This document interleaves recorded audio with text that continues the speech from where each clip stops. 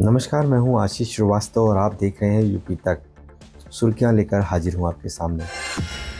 खबर की चर्चा करेंगे उत्तर प्रदेश के बीजेपी से। बीजेपी में कल एक अहम बैठक हुई और इस अहम बैठक में चीफ मिनिस्टर योगी आदित्यनाथ, संगठन के महासचिव एल संतोष, इसके साथ साथ संघ के कई बड़े नेता शामिल हुए और सबसे महत्वपूर्ण थी ये बैठक चीफ मिनिस्टर योगी आदित्यनाथ के आवास पर यानी 5 कालीदास पर हुई, जहां पर ये चर्चा हुई कि अगला प्रदेश अध्यक्ष यानी कि बीजेपी में कौन होगा। क्योंकि जिस तरीके से प्रदेश अध्यक्ष की नियुक्ति की जानी है और ऑलरेडी ये काम बहुत दिनों से होना है, इसको लेकर एक अहम और बड़ी चर्चा की गई। इसके साथ साथ जो चर्चा थी उस पर कई नाम सामने आए, कई चीज़ें निकल कर सामने आई हैं, जिस पर सीएम योगी आदित्यनाथ के साथ में आरएसएस के कई बड़े नेता और अरुण कुमार जैसे और इसके साथ साथ कई ऐसे संगठन के जो नेता थे वो मौजूद रहे। और इस दौरान सबसे खास बात थी कि सारी जातियों को देखते हुए और कहीं ना कहीं उत्तर प्रदेश के 2027 में जो चुनाव हैं उसको देखते हुए इस पर सहमति बननी शुरू हुई है। ये तो बड़ी बात है कि जिस तरीके से प्रदेश अध्यक्ष का चुनाव होना है, संगठन उत्तर प्रदेश में मजबूत करना होगा, क्योंकि अभी पश्चिमी उत्तर प्रदेश के जो प्रदेश अध्यक्ष हैं भूपेंद्र चौधरी हैं और कहीं ना कहीं जिन्होंने पश्चिमी उत्तर प्रदेश को मजबूत किया। और इसके पहले भी जब देखा गया, फिर चाहे स्वतंत्र देव सिंह हो या केशव प्रसाद मौर्य, ये सभी वो समीकरण को देखते हुए अब आगे का जो भी प्रदेश अध्यक्ष चुने जाएगा वो कहीं ना कहीं अहम रोल अदा करेगा 2027 के चुनाव का और संगठन को मजबूत करने का। उसी को लेकर ये पूरी प्रक्रिया कल एक अहम बैठक की गई है। पहले ये बैठक बीजेपी पार्टी ऑफिस में भी हुई, उसके बाद ये चीफ मिनिस्टर योगी आदित्यनाथ के आवास पर हुई। तो इन सभी बैठकों को लेकर ये चर्चा कयास लगाए जा रहे हैं कि अब जो रोल दिया जाएगा वो काफ़ी अहम है और काफ़ी ज़्यादा महत्वपूर्ण होगा, जो आगे आने वाले 27 और 29 के चुनावों को भी दशा और दिशा दोनों ही तय करेगा ये प्रदेश अध्यक्ष। तो हालांकि इसके बारे में चर्चा होने के बाद जल्द ही इसमें फैसला आ सकता है, लेकिन ये तो साफ है प्रदेश अध्यक्ष का चुनाव अब नज़दीक है।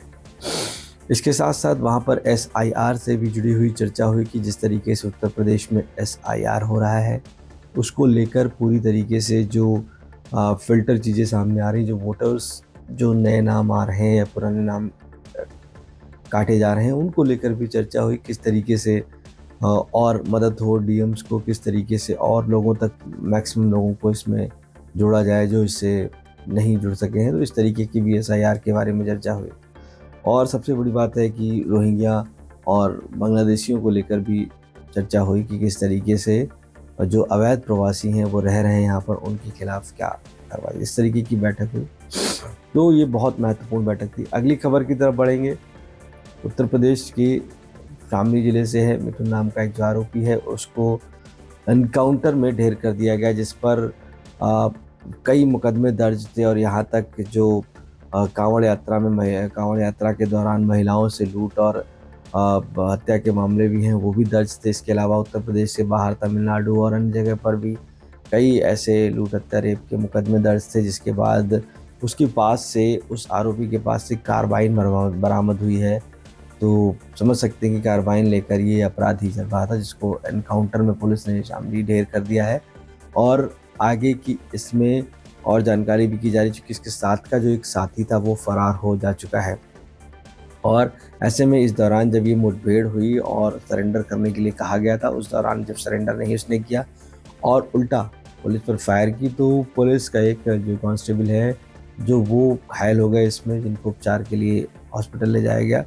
और इस पूरे मामले पे कह सकते हैं कि पश्चिमी उत्तर प्रदेश में एक बड़ा नेक्सस बना के रखा हुआ था इस मिथुन नाम के आरोपी ने, इस बदमाश ने, और लगातार ये पुलिस को चैलेंज कर रहा था। कई बार पुलिस से इनकाउंटर हुआ लेकिन बचकर निकल जाता था। इस बार भी ऐसा ही कुछ होने वाला था, लेकिन पुलिस ने उसे इनकाउंटर में ढेर कर दिया। और साफ बात है कि ऐसे मामलों पर पश्चिमी उत्तर प्रदेश में इसने अपने एक बड़ा दबदबा बना के रखा हुआ था और लगातार कई कई मुकदमे दर्ज थे इसके ऊपर, जिसमें हर तरीके के आरोप इस पर सिद्ध हो चुके थे और कई बार ये फरार भी हो चुका था। इसको लेकर पुलिस ने कार्रवाई की है और एक मजबूत कार्रवाई मानी जा रही है पश्चिमी उत्तर प्रदेश में, जिस तरीके से लगातार ऐसे क्रिमिनल के खिलाफ में पुलिस एनकाउंटर की ताबड़तोड़ कार्रवाई कर रही है। अगली खबर एसआईआर से भी जुड़ी हुई है और दूसरा कैबिनेट बैठक है उत्तर प्रदेश में जिसमें चर्चाएं हो सकती हैं।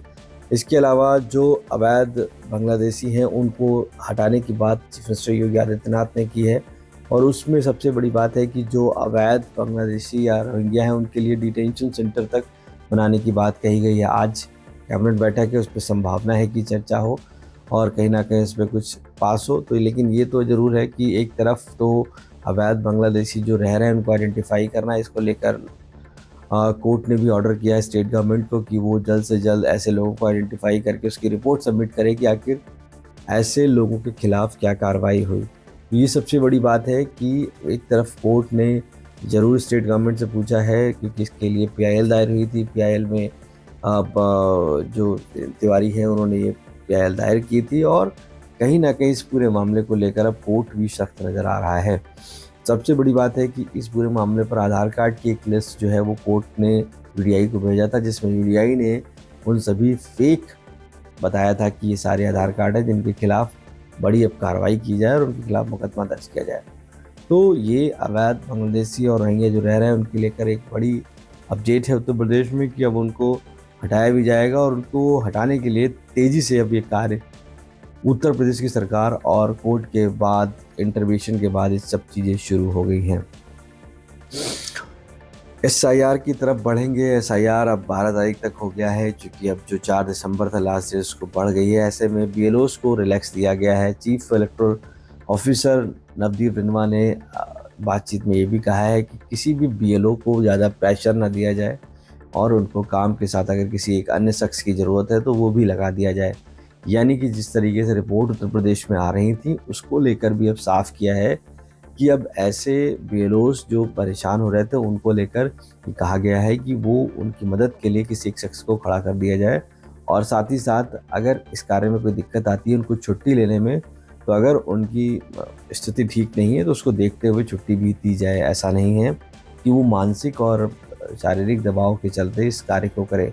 तो इस तरीके के निर्देश भी दिए गए हैं। साथ ही साथ डीएम ने कई जगह पर खुद खड़े होकर लोगों के साथ में बातचीत की है और पाया है कि बीएलओ से वो कांटेक्ट कर रहे हैं। तो ये एक बड़ा मैसेज है कहीं ना कहीं, जिस तरीके से रिपोर्ट्स आ रही हैं कि बीएलओ बहुत ज़्यादा प्रेशर में काम कर रहे हैं और इसको लेकर अपडेट्स अब आ रहे हैं लगातार। चूँकि अब ये एक स्टेप है गवर्नमेंट का और कहीं ना कहीं रिलैक्सेशन जो दिया गया है उसमें भी बीएलओस को हेल्प मिल रही है कि वो अब अपने काम को बखूबी कर सकते हैं और जो एक टाइम स्लॉट मिला था उनको वो बढ़ गया है। क्योंकि अमूमन माना गया है कि एक बीएलओ के ऊपर 1000 से 1100 या 1200 और मैक्सिमम 1500 लोगों की जिम्मेदारी होती है उनको वोटर लिस्ट में जोड़ने की और वेरीफाई करने की, और उसी के तहत ये कार्य किया जा रहा है। तो अब उसको एक्सपेंड कर दिया गया है, जिम्मेदारियाँ बढ़ेंगी। लेकिन जिस तरीके से एसआईआर का प्रोसेस चल रहा है कई नाम कटने को। आज के लिए सुर्खियों में इतना ही। आप बने रहिए यूपी तक के साथ और देखते रहिए सुर्खियाँ। नमस्कार।